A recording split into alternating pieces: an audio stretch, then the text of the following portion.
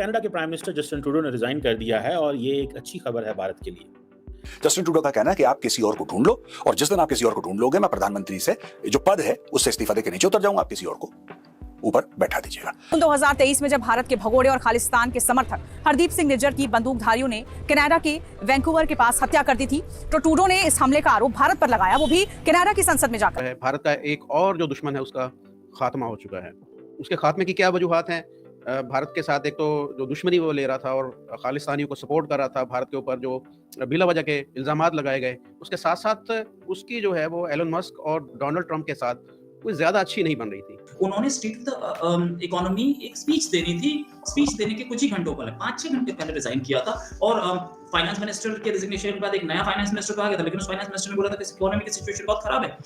देखें, जो जगमीत सिंह है, he was a close friend of Trudeau, उनकी पार्टी थी, लेकिन जैसे ही उन्होंने देखा कि ट्रूडो एक ऐसा बंदा है जिसकी कोई वैल्यू नहीं रही, उन्होंने अपनी सपोर्ट खींच ली। आहिस्ता आहिस्ता सबने सपोर्ट खींच ली। और खबर यह थी कि जस्टिन ट्रूडो ने कनाडा के पीएम पद से इस्तीफा दे दिया, जैसा पिछले कई दिनों से अटकलें थी कि ट्रूडो इस्तीफा दे सकते। प्रॉब्लम यह हो गई कि कनाडा में इमिग्रेशन हो गया, उसकी वजह से हाउसिंग क्राइसिस हो गया, उसकी वजह से फूड क्राइसिस हो गया, और सभी इंटरलिंक्ड हैं। ऐसी बात नहीं है कि मैं सारी चीजें एक पे ब्लेम कर रहा हूं, लेकिन दे आर इंटरलिंक्ड यार। कनाडा में इतनी बुरी हालत है कि आप एक मकान खरीद लीजिए और एक कार खरीद लीजिए, पूरी जिंदगी कट जाती है उसी का कर्जा निपटाते हुए।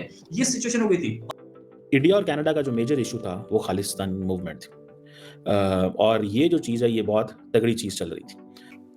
फूड बैंक्स हैं दोस्तों, सिर्फ इनके कोई एक शहर पकड़ लीजिए, टोरंटो पकड़ लीजिए, कोई शहर पकड़ लीजिए, ओटावा पकड़ लीजिए, वहां पे दोस्तों हर दिन देखने को मिलता है कि हजारों दर हजारों परिवार लाइन में खड़े हैं फूड बैंक के सामने। कैनेडियन इकोनॉमी जिसे बोलते थे बड़ी अच्छी इकोनॉमी है, आज की डेट में वहां से लोग छोड़ के वापस इंडिया आने शुरू हो गए थे। तो ऐसी सूरत हाल में इंडिया से तकरीबन 5 लाख के आसपास स्टूडेंट्स गए हुए हैं, वो स्टूडेंट्स भी जाना बंद हो गए थे। उन्होंने जो इंडियन स्टूडेंट्स हैं कनाडा छोड़ करके उन्होंने अमेरिका, यूके, ऑस्ट्रेलिया, इन कंट्रीज में जाना शुरू कर दिया था। तो एक और सोर्स ऑफ इनकम टूट रही थी।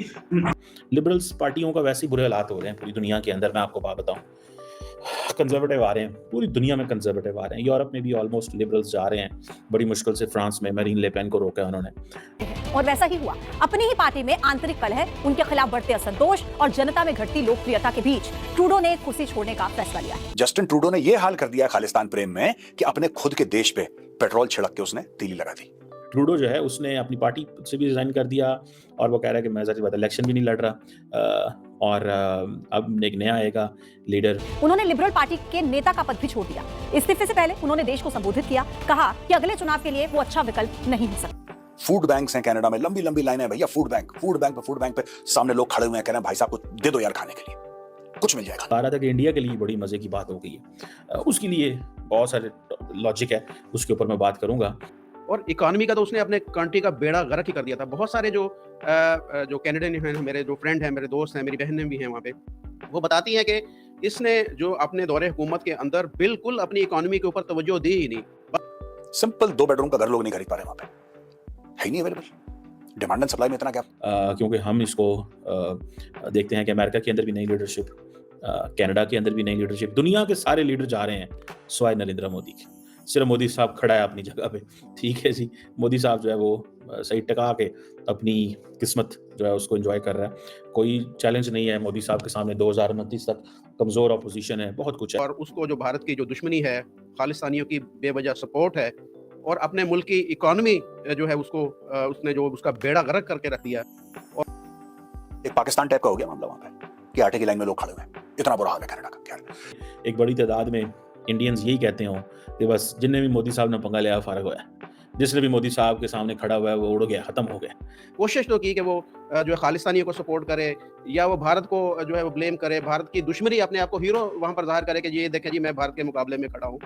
कनाडा जो कि लार्जली पीसफुल हुआ करता था एक जमाने में, अमन शांति का माहौल था कनाडा में, इसने इतने खालिस्तानी ले लिए कि वहां पे ओपन सड़कों पे गैंग वॉर चल रहे हैं। कि कनाडा जो है ना वो अकेला रह जाएगा, कनाडा अकेला रह जाएगा, ये मेरी ऑब्जर्वेशन है, ठीक है जी। लेकिन क्या कनाडा की राजनीति में खालिस्तानियों का प्रभाव खत्म होगा, ये एक बड़ा सवाल बना हुआ है। जस्टिन ट्रूडो ने बतौर पीएम भारत कनाडा संबंधों की न सिर्फ उपेक्षा की बल्कि उससे अपूर्णीय क्षति भी पहुंचाई। वहां पे ड्रग की डील्स चल रही हैं, वहां पे कॉन्ट्रैक्ट किलिंग चल रही है, और ये कहता है कि ये तो कनाडा नहीं था कभी। पन्नू हमारी पार्लियामेंट को उड़ाने की बात कर रहा है, प्राइम मिनिस्टर मोदी को असैसिनेट करने की बात कर रहा है, हमारे जो पंजाब के सीएम है। नमस्कार दोस्तों, जय हिंद। दोस्तों, कनाडा के प्रधानमंत्री जस्टिन ट्रूडो ने अपने पद से इस्तीफा देने का ऐलान कर दिया है। फिलहाल लिबरल पार्टी के नए नेता चुने जाने तक ट्रूडो प्रधानमंत्री बने रहेंगे। भारत और कनाडा के रिश्ते बीते कुछ समय से तनाव से गुजर रहे हैं।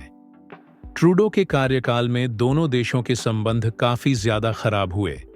खास तौर से खालिस्तान के मुद्दे पर दोनों देशों के रिश्ते खराब हुए हैं।